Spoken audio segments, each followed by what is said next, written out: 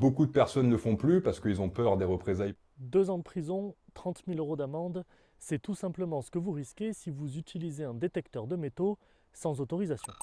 Et pourtant, avec 250 000 détectoristes, la pratique n'a jamais été aussi populaire, à tel point qu'une fédération française de la détection de métaux a été créée en 2019. Mais alors, comment savoir ce qui est autorisé et ce qui ne l'est pas? La loi française n'encadre pas vraiment la pratique de la détection de métaux récréative.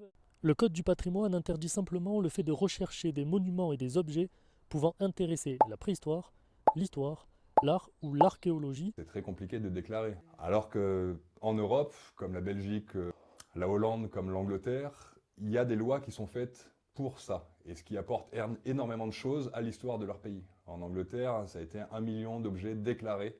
La fameuse Fédération française de la détection de métaux a peut-être trouvé la solution pour la partie loisirs, celle qui nous intéresse. Elle propose 2 protocoles, 2 cas de figure à ses adhérents. Le premier est s'ils veulent mener une action de dépollution. Ça, c'est bon.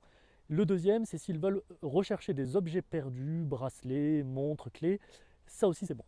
Et là encore, il faudra vérifier 2 éléments. Premièrement, que le propriétaire de la zone de recherche ait donné son autorisation. Deuxièmement, qu'il n'y ait aucun arrêté municipal qui interdit la pratique localement.